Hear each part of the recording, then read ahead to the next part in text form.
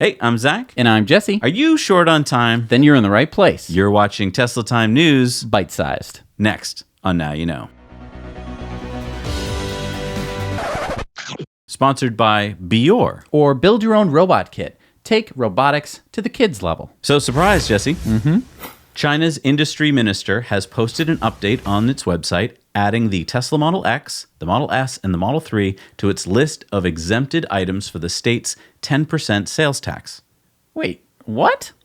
Yeah, Tesla just announced a 3% price increase across its entire lineup to cover the increased cost of tariffs, but this sales tax reduction will more than cover it. So how is this possible? How did they do this at the exact same time? Was it coincidence? Take a look at this picture here. It's a meeting of the Chinese Minister of Transportation, Li Xiaopeng, and see if you look really carefully there on the right. Who is that? It's the Minister of Oh, wait. Elon? It's Elon. He's in the meeting. Sitting there in the meeting. He's the only non-Chinese person sitting in the meeting. Yeah, he didn't bring his whole entourage or anything. He just came in there. I think he knows how to negotiate pretty well. I think he probably came in, he sat down, and he was like, "Oh, I'm sorry, guys. We're trying to figure out how to make the car affordable because of all the tariff problems." Oh, that's terrible. What do you mean? What?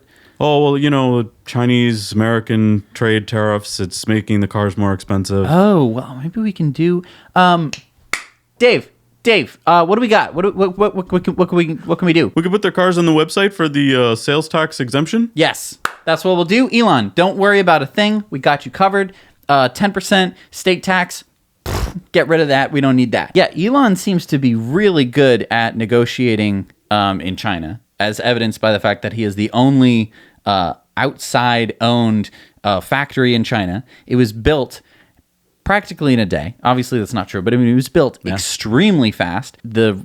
Speaking fast, I mean, look at these pictures that were released from inside the Gigafactory 3 showing they're actually like testing out the Model 3 production line as we speak. Right. So, I mean, this is crazy because, I mean, it was earlier this year that it was just a muddy field, and now there's actually a factory there. And yeah, Elon he's just really good at negotiating. Yeah. As evidenced by all of this stuff. So as we talked about last week, Tesla has just announced their insurance company that they're just started. Yep. I mean, it's still part of Tesla, and it's just starting in California at the moment. Yeah, and I want to thank many of you who answered our call and sent us your Tesla insurance quotes along with what you're currently paying. It's been a real mixed bag. I've been hearing from viewers. Some it's been higher premiums charged by Tesla. Some it's been lower. So if you could keep commenting below or sending us your quotes so we could see which is lower. But keep this in mind.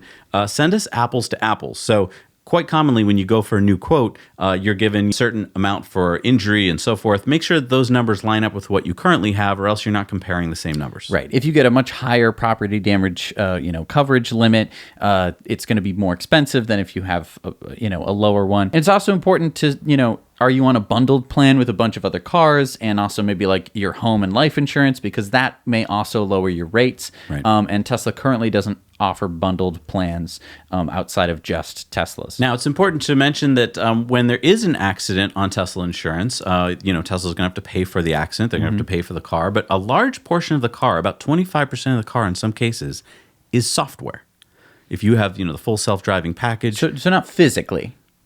Right, but the cost of replacing it is the software cost. So the value of the car is some of it is just it's just ones and zeros. So, like you can just send that. Right. So when they're replacing your car along with the motor and the this and that, they just have to give you a software update. Right. It's not even that difficult. It's not even like they have to, give you the 12, CD-ROMs and you have to, install autopilot on your Tesla. It's like, please insert disk 4. You don't have to worry about that. It just is over-the-air update with software. So over the weekend at the WAIC Shanghai AI conference, billionaire Jack Ma, founder of Alibaba, and Elon were on stage talking about AI, of all things. Yes. And it was a little uncomfortable to begin with. Usually for these events, you have an MC who's like, ladies and gentlemen, to the stage is Elon Musk and Jack Ma. Today we're going to be discussing blah, blah, blah, blah, blah. Then they introduce them. They kind of get them started. Then they kind of fade into the background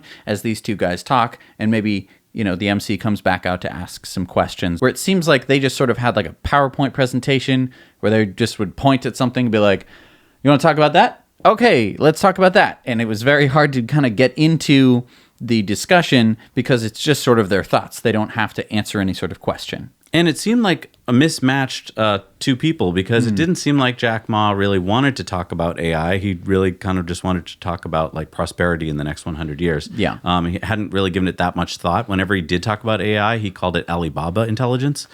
So that was weird. But, Elon had a lot of great quotes. One of them was that AI will be vastly smarter than AI researchers, vastly.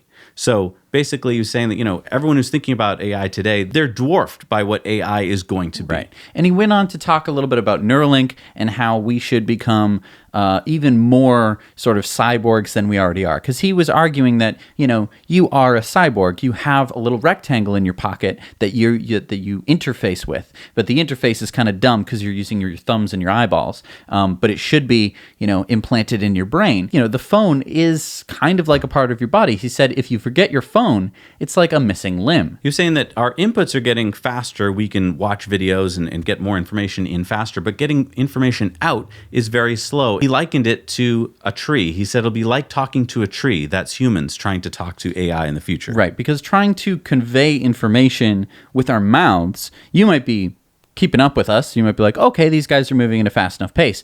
But a computer would be like, the bit rate of these guys is just, oh my God, I'm falling asleep over here. Anyway, there's so many things about this we want to talk about. We're going to move this over to the Patreon bonus stories. So if you want to see the rest of our coverage there, head on over to Patreon and check it out. So this is a weird story, Jesse.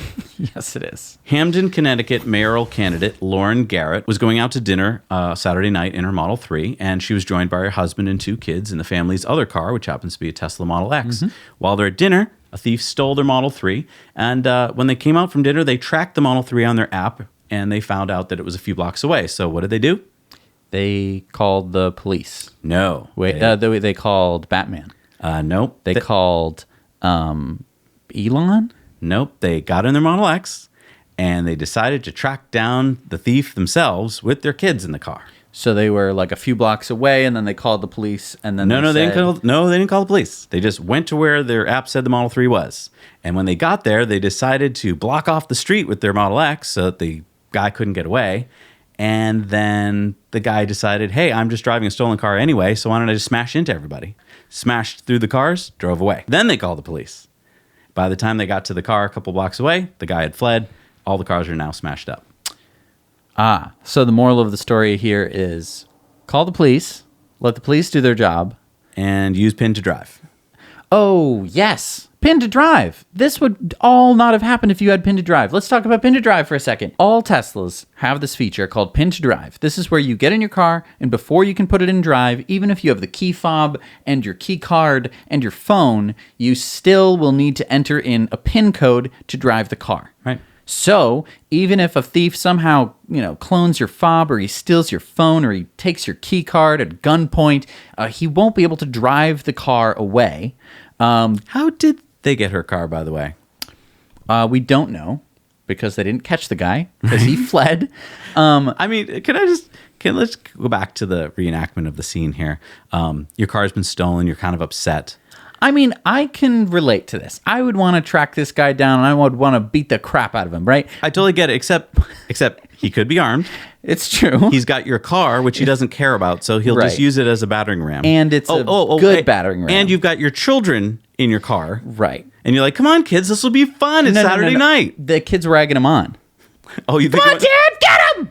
Get him, Dad! Thank you so much for watching Tesla Time News. Bite size. If you liked it, hit the like button. And if you want to check out the rest of the show, because you missed a lot. Sorry, if you only watched this week, you missed a lot of news. You can watch the full episode right over here. Thanks so much for watching.